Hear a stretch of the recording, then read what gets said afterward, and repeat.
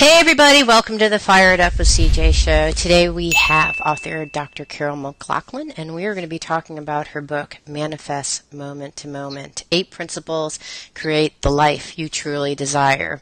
So welcome, Carrol. Thank you.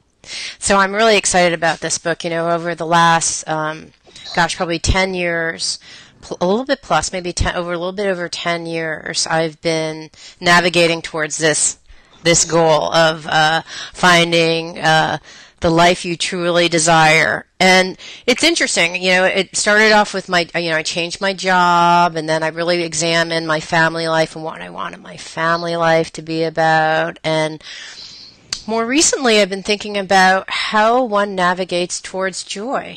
You know, and what, if you're not navigating towards joy, what are you navigating towards? So this is perfect. This is perfect timing. And these books always walk in at the perfect time of my life, and I love how that happens. And you know what? I've been interviewing people on happiness, and you know what constitutes happiness, and the kinds of things that we can do. But what I loved about your book is there are 64 exercises, I think, approximately. I went through and counted all of them, but it seemed like about 64 exercises that are like 64 mini coaching sessions that you can walk yourself through. And I went through every single one of them, and I found them fabulous. And for me, who's a life coach, it means a lot, right? That if I can actually go through them and get stuff out of it, because I have a lot, you know, I've been thinking about this stuff a lot. So I love your book. Oh, I thank you so much. And you're very, very smart to call it navigating. That's what the name of the game is. Everybody comes from a different place. Everybody has a different potential, a different soul mission, a different opportunities to make a difference in the world. And all we want to do is know, hey, which way do I paddle? Yeah. And that's our mission, is to help you, help our readers have the tools to get where they want to go, not tell them where they want to go, just celebrate it. Yeah. Now, you have 8 principles in here. So you talk about your 8 principles to create the life you truly desire. How did you come up with these principles? I mean, and I want to talk to you, I'm going to dive into one of them later, but tell me a little bit what these principles are and how you came up with them. Sure. Well, I co-wrote this with a wonderful trainer and life coach and healer named Tejpal. And we both came from different backgrounds. Her background was in international management of thousands of people. Mm-hmm. My background is being a professional harpist who's played virtually every major concert hall in the world. Mm-hmm. And yet we found when we started working together that so many of the things that got me onto Carnegie Hall were the same things that allowed her to bring a group in the boardroom to be in harmony, to take a leapfrog motion for a group of business people. And it's the same as with school children. So we thought of principles, but it was so selfish. What makes us tick? Yeah. What do we love? Yeah. What would change the world? And then we just manifested a book and manifested Hay House to present it, and it's been just a joyride. I'm just deeply honored. I love stories like that. So what you talk about soul mission as one of your first principles, and that's the one that I read and I was instantly hooked with the book. And you talk about 3 different pieces as being part of you. The principle is you have a soul mission. You have a unique soul mission, and that there's your essence, your gifts, and your life lessons that are about uncovering what these elements are of your life essence. So I thought we would spend a couple minutes just talking about what those, dissecting what each of those 3 things mean and how they create a soul mission. Because soul mission is just so loaded, right? When someone thinks their soul mission, they're like, But I liked how you kind of broke it down very simply. So let's talk about essence. What is that? Absolutely. So essence is, we've all known that when some people walk in a room, the energy in the room changes. I mean, there's been great orators who do that. There's great musicians that do that. If I were to ask almost anyone in the world, what's the essence of Gandhi, or what's the essence of Mother Teresa, even the essence of Princess Diana, they would go for words that spoke about kindness or great caring of other people. And when we think of ourselves, we can get a sense of that. I've known since I was very, very young that my mission on earth is to uplift people and to enlighten and to do whatever is in my power to ensure that if a person walks a path and my path dissects their path, that their path is more successful or more celebratory because I was on that path. So if everyone would think of, it's sort of a funny phrase to say what makes them special, but in my world, that's the whole game. What makes you special? What makes you tick? What do you do better than anyone? What brings you enormous joy? And joy factor is a big element in our book. What has always called to you? And then the other thing that I'd like to say right up at the start is we named it moment-to-moment manifestation, which means no matter who you are and what you've done, up to this point, it doesn't matter. You've got this moment to make a change. You've got this moment to get in touch with what really tickles you. And so there's no doing it wrong. Yeah. Well, and so I like what you talked about in your book about essence, because it's the describable, but I think sometimes hard thing for us to even recognize in ourselves, right? I can easily say, oh, like, okay, so I've just met you, and I've only met you for about 10 seconds, right? But there's a certain amount of kindness, a certain amount of exuberance. Like, I can tell, like, your energy, you can feel that, right? And that's what I think you're describing as essence, right? I don't really know you, but I don't know, am I right? I mean, I feel a certain... Yeah, you got it perfect. Yeah, it's a mix of those two kind of things together, and even though I don't know you, I can feel your essence immediately. Right? And that's what essence is, right? That's what essence is. Let me give everybody who's listening a little homework. I mean, I'm a college professor. Of course I give homework. So I want you to take a piece of paper and write down for 3 minutes a day, and you can start just with a few ideas now, what brings you joy. Because what brings you joy is tapped in and turned on to what's your essence. Because it wouldn't bring you joy if it didn't talk to who you were. And the yogis say that you have to do everything for 40 days before it becomes a habit. So I would encourage everyone to take 3 minutes of their day and write, what brings me joy every day? So it only takes 3 minutes, but you'll find that the rest of your 24 hours, you're looking, what brings me joy? Yes. Well, that tickled me. Well, I played with my granddaughter in my pool. Well, that sure brought me joy.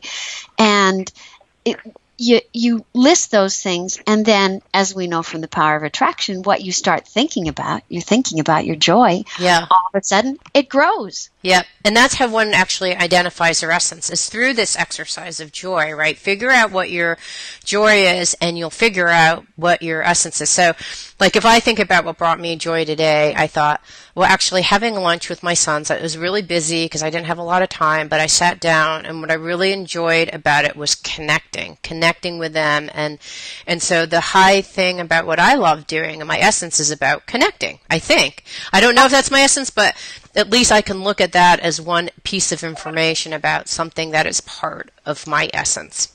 CJ, I couldn't agree more. From the moment that I first saw you on Skype, I went, oh, wow, she's a master connector. She's a master at not only connecting, but allowing people to connect with their own highest self. What a great thing to do. Yeah. And so it's interesting. So it's really just, I mean, so from my perspective, I would never... I couldn't describe to myself what my essence is, but I did think about what brings me joy through working with your book, which is manifest moment to moment. And it's true. Now, how is this different than your talents, right? My talents and my gifts? Because it seems like, okay, well, my gift and my talent could be about connecting too. So a lot of people will look back in their history and say, well, what am I good at? What should I do? And Again, I'm a university professor, so I work often with young people who need to make a decision. Do I go to business school? Do I become an orator? Do I become a soprano? And a gift is different than a talent. A talent is if you were in a family of 8 kids and you were the oldest or you were the responsible one who always made sure that 8 kids all got on the school bus. That's talent. That's talent. And your mom keeps going, oh, what would I do without you? You are so talented. You should be a financial advisor. You should be a lawyer. You should be something in the technical realm. Well, you hear that long enough, and it's time, you're in high school, and it's time to fill out what do you want to do with your life, and you go, I haven't got a clue. Well, my mom thinks I should be an accountant, so I'll put down accountant. Right. Now, in the work that I do with Tejpal, we often see people who have taken that road, gone to being an accountant, get to the top of their trade. So they've got so many things that they thought were their life mission. They've got the house, they've got the job and everything. And I won't say they're miserable, but they're certainly empty. They're going, so what? Who am I kidding? Right. So that's talent, something you were praised for. Now, a gift is different. Every person has a gift. And I've met people whose gifts are so subtle that if they take the time to smile at you and to help you across the street or to listen to you or to witness that you're having a tough time or whatever, they alter how I feel that day. And you'll find that when they go into, some people go into helping in hospice, some people go into medical, some people go into psychiatry, who find that they have that particular gift. And when they help someone, it's like you feel, CG, when you connect with someone. It's bigger than the energy it takes just for you and that person. It magnifies. It grows. Okay, so a gift is something that when you share your gift, which I assume is related to your essence, right? When you're doing something that's related to your essence and you connect with someone else, it feels like a gift, right? Because it's the connection with the other person. That's the gift. Beautifully said. Yeah. And the other magic thing about that is when you do that, you're not on a mission, a quest to, I'm going to be happy when I'm the CEO of the company. Right. Or I'm going to be happy when I'm married and have 2.5 children. Right. Or, because in the meantime, you're having such a fabulous time being you, and there's so much joy happening. I teach at a university, and every student that comes in the door, I go, how cool. What should we do? What should we invent? And so I get the value of the creative time. A healer who's in harmony, like my partner's Tejpal, is so in harmony with her healing art that she's healed as she does the healing on the person. All right, so I have a couple of questions on the lines. I hear some noise in the background, so we'll all kind of adjust our mics. Life lessons. We didn't talk about that yet. How are life lessons related to your soul mission? Don't we all hate them? Life lessons, like, could I just miss this test? A life lesson is more like a limiting behavior. It's what absolutely just turns your crank. You just hate it. Because every time you do it, maybe it doesn't affect anybody else as much, but it affects you to your core. And the reason that limiting behavior, that's a great thing to realize. I'd like everybody to say, okay, so I'm really glad I am uncomfortable when I yell at my child or I do this behavior. Right. And you say, oh, I did it again. Right. But the great thing is, the reason it affects you so much is it's not your essence. I see. So your life lesson is not your essence. And I hear a little bit of drumming in the background as a little that's truth to me. Okay. So I think that's basically the life lesson is so all these things map together in your soul mission. Yeah. You have things that you love doing. That's your essence. You share them with other people. They're your gifts. And then you have these talents, which are things that you can do that help you along the way, but they may not be not related to what your gifts are, your essence. It probably doesn't feed you. Yeah. Correct. Like, for example, I'm able to manage and organize loads of different people to get a project done, and I actually hate doing that work. But I'm really, really good at project management, but I hate doing that work. So that's a talent, but not necessarily and maybe gift to the person who receives it, but it's not a gift to me. And then there's one more step. I mean, you said it so beautifully. As you, and we've got another exercise later if we want to do it, as you start doing your project management, you might even say, so where in this process can I take a little side road, get off the freeway, take the side road, and turn it into something that tickles me? Yes. And CJ, you are so people motivated and you are so in tune with people.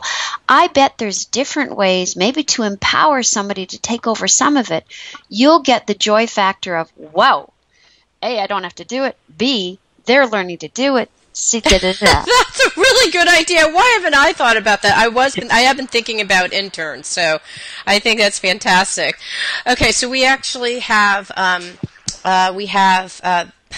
Dr. Carrol McLaughlin, and we're talking about her book, Manifest Moment to Moment. And what I wanted to do is, in the show, step folks through an exercise. So you're listening to Fired Up with CJ show, and what's so cool is that in the blog post that you can find on my website, www.firedupwithcj.com, there are 3 more exercises that you have aside from one. The book has 64, so you'll get 1 here live, and then you'll actually get 3 in the blog post, and then you can get the book, and there's 64 exercises. And if I can add one more to that, yes. Our website, manifestmomenttomoment.com, yes. has weekly editions of videos and more exercises to do. Excellent. Yay. Okay, and what I think is great is if you can't necessarily afford a life coach or take the time to do it or whatever, you can actually listen to these videos, do these exercises, and you can it's a perfect self-help, and they're really super simple exercises. So we're going to step through Barbara that we have on the line. Hey, Barbara. Hello. Hey, welcome. Thank you. So I wanted to have the two of you have the joy of stepping through one of the exercises that Dr. Carrol has in her book. So I'll let you lead now. Well, I'll give you some background, Barbara, of why I think this is important. And it has a lot to do with what CJ and I were talking about, of finding your life lesson and finding what gives you joy.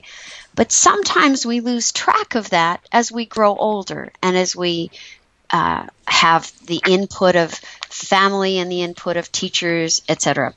So we'll go back to my story. When I was 4 years old, I was in northern Canada, and I walked up to my father and I said, "Dad, I'm going to be a world-famous harpist."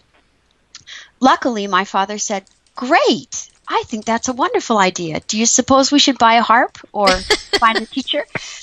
And it happened that everything manifested itself to let this little girl in northern Canada find a harp, find teachers, fly at age 9 by herself to New York for lessons, at age 14 be professional. And the story of why I knew I wanted to be a harpist was that my grandmother read me a book called The Little Lost Angel. The little lost angel came out of heaven and gave her wings to a lame boy so he could walk, etc. Came to a woman who was, to her heart, sad, just incredibly crying. And the little lost angel said, "Here, I'll give you my harp because that will make you happy." Now, according to my grandmother, from the time I could talk, I would always say, "Oh, I want a harp," because it meant you make people happy, you touch lives. So that was a little vignette out of my early childhood that I still want to be a harpist. I still want to touch people, and every time I practice the harp or teach a lesson, I get that same spirit of, how fortunate am I? I'm doing what my soul mission is. So that's just a background of one example. Now let's use you, Barbara, as the petri dish. Go back to your childhood. And it could have been very young like me. It could have been it could be anywhere, Girl Scouts. It could be in elementary school. It could be, often it's talking to a really favorite person, a grandfather or an uncle or an aunt, someone who really listened to you. What did you tell them? What was in your dream of, quote, when you grow up? Well, it's interesting you talk about your grandmother, because I spent most of my time with my grandmother. What a blessing. And when I was 3 years old, I was starting to learn to sew. I was starting to do little bitty things and making clothes for Barbie dolls. And by 4, I was doing embroidery. And by 5, I was sewing on a treadle foot machine. Wow. So I don't know that I ever said this is what I want to be when I grow up. But I was given the life skill. You were given the skill, but more when I hear your essence, when I hear your energy, it thrilled you. You loved that sewing machine. You loved doing the embroidery. Yeah. So now, may I ask, I'm jumping ahead, but is any part of that part of your life now? Yes. I'm a professional seamstress. I alter wedding dresses. Barbara, I sincerely wish I had taken you through the whole thing and that could have been the bump note. That's just so cool. So to other people who may not have quite that clarity, Barbara, tell me some of the elements. Was it how the material felt? Was it how you felt when your grandmother was teaching you? Was it seeing the great sensation of having made something? What was it that made that so special for you, that early experience? Always the finished project, but being able to sit with my grandmother and learn, and also my great-great-aunt. My grandmother was a kindergarten teacher, and so she had more patience probably than anybody I've ever known. Right. And being able to grow up and, my mother gave me her sewing machine, and just my father would let me buy as much fabric as I wanted. Beautiful. And I could sit and sew. And in junior high, when I had sewing lessons, being able to make my own clothes, sure, and wear them. Yeah. But that was the last I had of any sewing lessons, was in the 9th grade. After that, I just continued sewing on my own. Do you do any teaching now? On occasion, I do teach a little bit. I take in part-time employees. I connect with them and their skills. And right now I have a very special gal who's autistic. Beautiful. She made little dolls without patterns, all hand-stitched. And when I saw them, I knew that I could help mentor her and give her a little bit of a life's purpose. And that's something that I see strongly in your field, Barbara. And I would love to urge you, if I could, to widen your impact in this way, because you realize that you are offering the energy that was given to you through your grandmother and your great aunt, and there's a lineage there. So every person that you then adopt into that lineage, I see you helping children at risk. I see you doing some group lessons, even with just little materials that somebody donates for you to do, because I think your impact on the world is huge. And I would urge you to, your essence is so in harmony with what you do that it's remarkable, and I salute you. Now take that flashlight and turn it on higher, even more than you do. You do a wonderful job, but you're gifted in that you're doing exactly what you love, and you are a great spokesperson for following your essence. And what I heard also, can I interject? Sorry, I just can't help myself. So I'm hearing the part which I thought was interesting about what Carrol drew out, which is the teaching part of it. That's part of your essence too, and that's what I'm hearing is the part about expanding into, because that is the lineage in addition to the sewing that I feel like when you said teaching, I said yep, and then I saw, and I could feel you go yep. Two very intuitive people that went yep. There it is, like teaching. That's it. Oh, my skin is actually, I'm getting goosebumps all over. Wow. Yeah, it's about teaching too. Even take the word teaching, and I agree with you, CJ. Take the word teaching and make it mentoring. Yes. Oh my God, I'm getting goosebumps all over myself. Yes. So does that feel right to you, Barbara?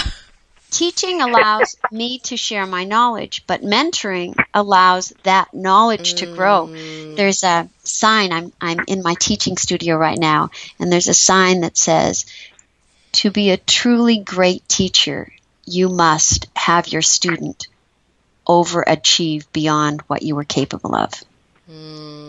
So to really teach is to uplift and say, what now? Yeah, oh, I love that. Wait, here's what I got from that. I don't know what you got from this, Barbara, but what I got from that is that there's a legacy that you're continuing and expanding into beyond family. Like the world is your family, right? You're helping this beautiful woman with autism. I mean, how is this resonating on you? I'm curious.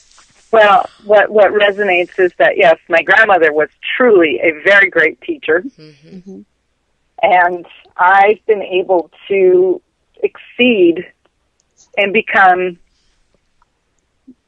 so good at what I do and so passionate, and that when I take a wedding dress that is so huge for a girl and I make it fit like a glove and there's tears in her eyes. Sure. It makes me happy. Yeah, it does. And you bring joy to many, many levels. You've brought joy, that person, her family, and everything. And I keep seeing African children, or I keep seeing Mexican children. There are so many children in the world that you can impact with your love of doing things. And you don't just do them, you do them impeccably, and you do them with an elegance and a love that I'm sure was a gift from your grandmother, that has to be part of the sewing. So I salute you, Barbara. I think you're awesome. I do too. I actually hear, before I need to say this because it keeps on echoing in my head. If I don't say it, I'll feel like I've done you an injustice, Barbara.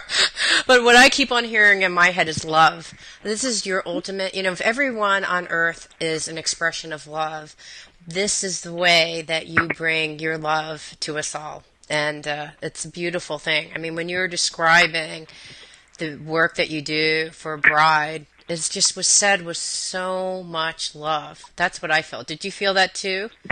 Absolutely. And there's a connection, and that connection's very important in that, Barbara, you have your expertise. It would seem like from that expertise to a harpist to a life coach, there isn't that much area that's in common. What a fallacy. It's totally in common, because what makes us do what we do is that we love it so much, which is the whole mission of finding your essence and doing what you love. Okay, we have a ton of questions. Thank you so much, Barbara. Thank you so Barbara, much for being online. Thank you. All right, thanks. Have a great day, and make sure to follow up. Get the book. It has many, many more exercises, and thanks for sharing about your talents and gifts. We love them. Thank you very much. All right, so we have tons of questions. Okay, we have about 12, 15 questions that are coming along. So the question was, are these exercises in the book? And the one that we just did is on page 5 of the book. And like I said, there are 64 more exercises. And even in the one that we did on page 5, there's 4 more questions that we didn't even get to cover. So that was one. And then someone asked something that I thought was interesting. So, part of all of this relates to us being able to remember or to notice what was special about us when we were little. How do we get in tune with that? It isn't. In the exercise we just did, yes, that was part of it. But you will find that, say you're walking along a street and you see some wildflowers, and for some reason that wildflower is just the most beautiful thing you ever saw. Mm-hmm. And you find that you're always wanting to go to an arboretum, or you're wanting to go and explore planting. It really doesn't matter. Was planting something maybe you didn't have the great opportunity of your great grandmother taking you into the garden and teaching you how to plant and teaching you how to reap and to be in touch with Mother Nature. But somewhere in your being that resonates. It doesn't matter if it resonated as recently as yesterday. It's the resonance and the great feeling and the honoring of self. If I honor myself, that I'll take a moment to say, how do I feel about this? I love this. Mm-hmm. And then bask in it. I'm in the desert, like a lizard gets in the sun and just basks. When somebody gives me a compliment, I just keep playing it over and over and basking in it. I love that. And that's what you meant when you said very earlier in the segment that you said, tune into your joy. You'll know. And for you, it sounds like, is it a feeling sensation, or is it an auditory, like you're imagining what they're saying? How do you know when it's it? There's a great phrase in neurolinguistic programming, which I study, which is called triple channeling. So some people listening to us will kinesthetically or feeling sense something. Mm-hmm. Some people, as you so beautifully said, will auditorily hear it. Mm-hmm. Some people will envision what that means. They'll see when they first felt it, or they'll see the words written on a page. Mm-hmm. What I'd like everybody to do is, no matter which one talked to you of those 3, make up a story. So I feel the lizard. I can see the lizard. I can see a green lizard with a little bit of brown, and I can imagine hearing his little baby toenails as he went off the rock. Yeah. So you can build the picture into 3 modalities, we call it in our brain, and all of a sudden it's triple the impact. I see. I got it. And so neurolinguistic programming, which I know a little bit about, but not a lot. There's 5. There's auditory, so it's like you said, you can hear it. Visual, which is you can see the picture. Kinesthetic is you'll feel that joy. There's also gustatory, which you'll taste it. Is that right? And then there's olfactory, where you'll smell it. You can smell your joy, which there are people who have that, right? There are people. Now, I happen to be in a professional program of coaching musicians to go on world-class stages. Mm-hmm. So if they were to walk on and lick their harp, it would lose some of the Yeah, I don't know if that'd be good for them. So in the business world, when we teach NLP to people going for their bar exam, for example, we just work with visual, auditory, and kinesthetic. Right. But you are absolutely right. The other 2 are important, and for some people extremely important. Yeah. Then I guess I would want them to do 5-way channeling. Exactly. So that's how there was a question earlier. So how do you notice the little gifts if you're younger? And what I heard is, gosh, you may not know when you're younger. Some people do, because they'll hear their parents going, well, you're so good at that, good at sewing, or, you have someone who's mentoring and you know that inner joy. But then you'll know day to day, because the exercise that I'm hearing you say is almost like tune in. I would say several, every now and then, like maybe every hour, tune in and say, what's bringing me joy right now? Oh, that would be so great. And the other thing that you bring up for me is there are people who may not have been encouraged as a child. Mm-hmm. So they may have said, I love sewing. And a mother with all the right intent, may have said, oh, don't waste time on sewing. You need to study your social studies. You need to do this. And so those are the people that even more than Barbara and I, who knew what triggered us in the most positive ways, need to say, okay, well, at this moment, what do I love? And what do I find myself encouraging children around me to do?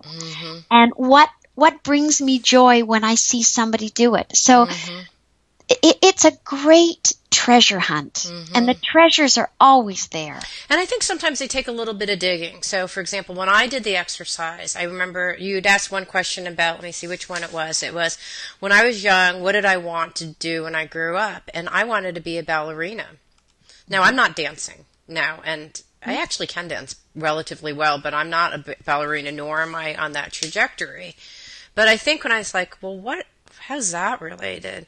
But then I think about things that I love, which is about, being dancing with life and grace and beauty and, performance even, which is, you could describe some of this as being a performance, Exactly.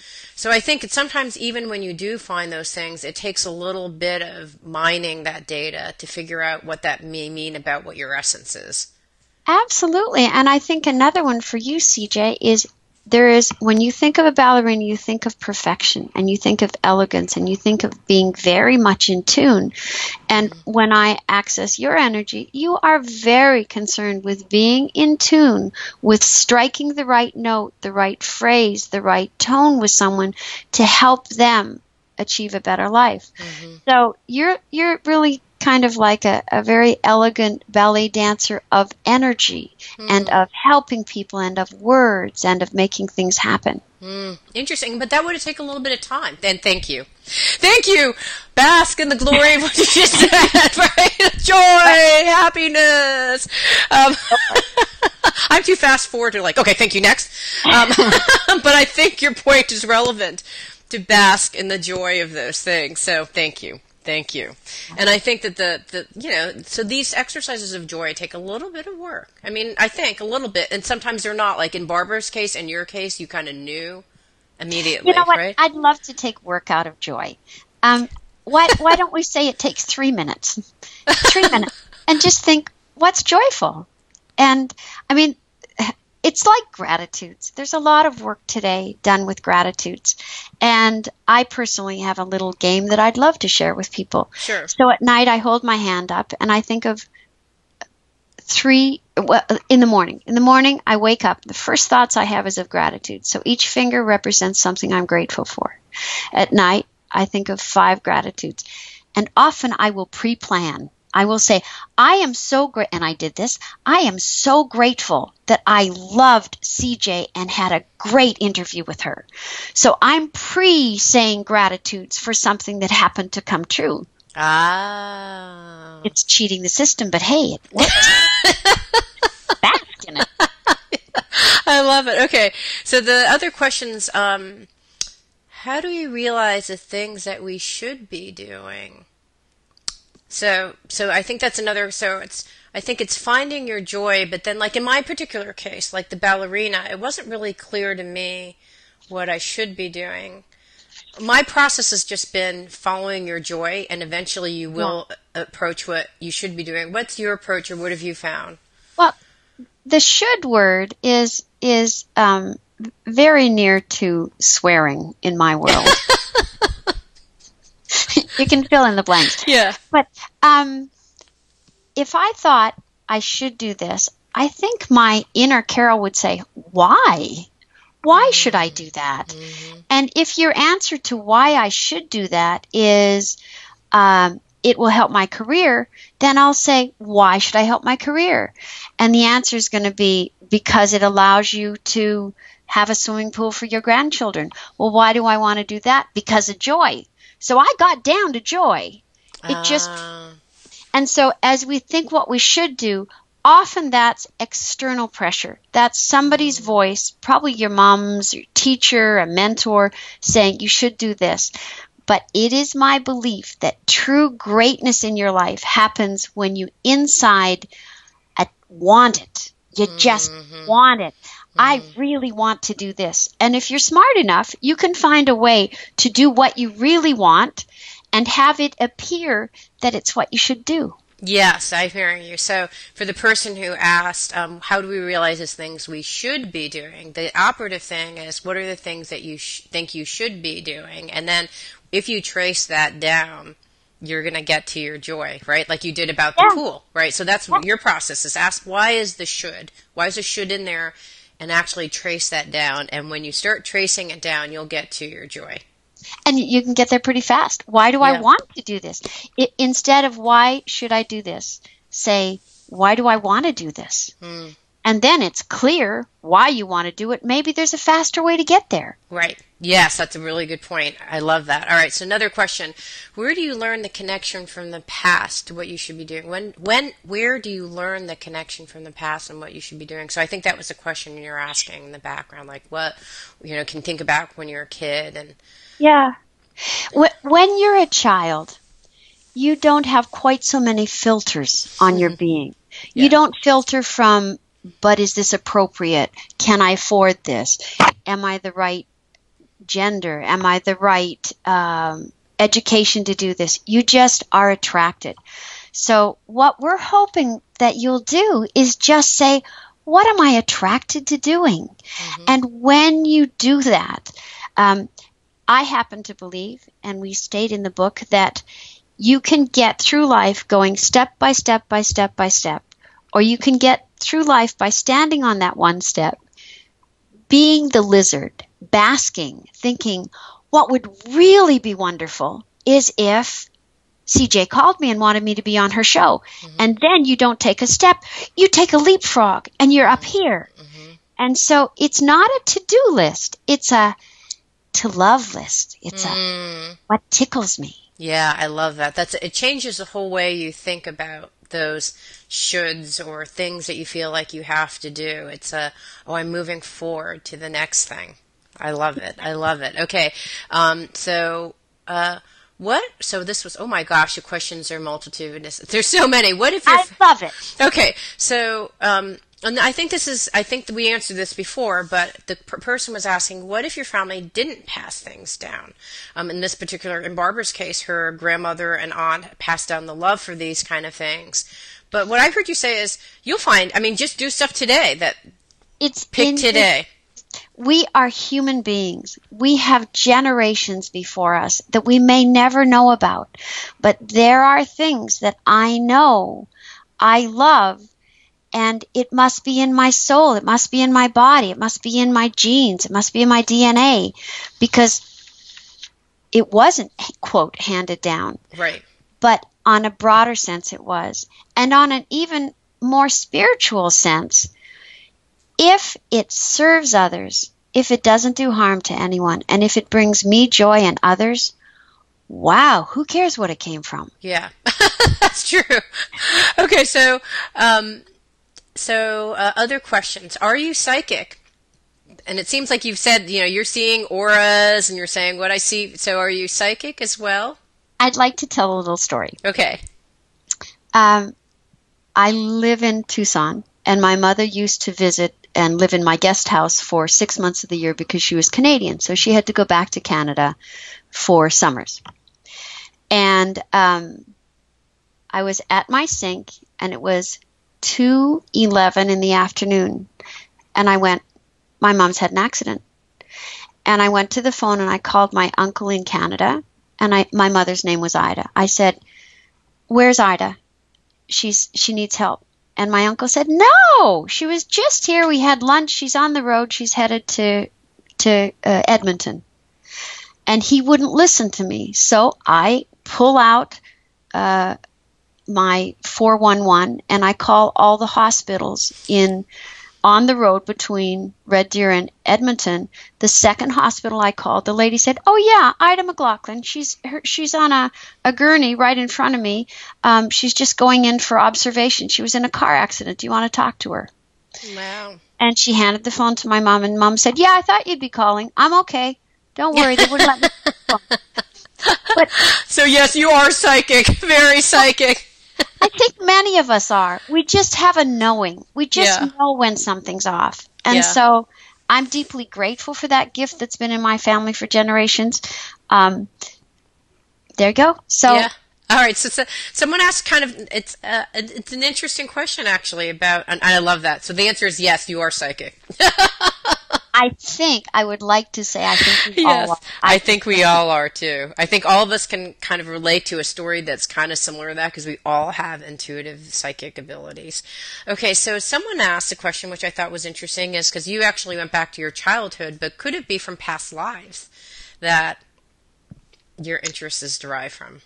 And depending upon your view of past lives, I'm extremely respectful of whatever religious preferences each person has. Because if your religion is important to you, it vibrates with you. It's fabulous to you. If you happen to be a person who believes in past lives, I think two things might happen in past lives. One might be a tendency to want to do something. And sometimes, those awful limiting behaviors we talked about, that somebody might have an anger problem or somebody might have something that's causing them stress. Sometimes I believe and we do work with that may also have been from a past life. And what I think is the best thing to do. My mom used to have a great phrase. She used to say, honey, just kill them with love. So if you have something that's really a trigger for you, shine love on it. And whether it clears this generation or previous generations or generations to come, which is where I think the work is really exciting, it can be changed. I think that's true. It's funny. I have been thinking about, I've been thinking about this idea of following your joy. And I was tuning into my own past lives. And interestingly, when I tune into my past lives, it's very limited. I mean, I've had past lives where I'm either, most of the time, being killed or killing others, either as a military leader or a spiritual leader, doing both. And it's really interesting because I think actually our souls do have a common thread in which we are trying to do something, right? And in the instances where I was doing something that I look at now and go, yeah, that's not so great. I think what I do is shine white light, do exactly what you're talking about. So it could be, in fact, that you have these past lives that are driving your current life and still show up as your soul mission, I think. And it could be that your job here is to clear that. Yep. It could be a life lesson. Right. I think that's completely plausible. So we are talking. Thank you, by the way. We had so many great questions. Thank you, audience. Lots and lots of great, interesting questions. You're listening to the Fired Up with CJ. It means so much to me that you're listening to the show. I would love your support in any way by giving me comments below or to subscribe to the show or share the show with friends. Thank you again for your support. Love and blessings.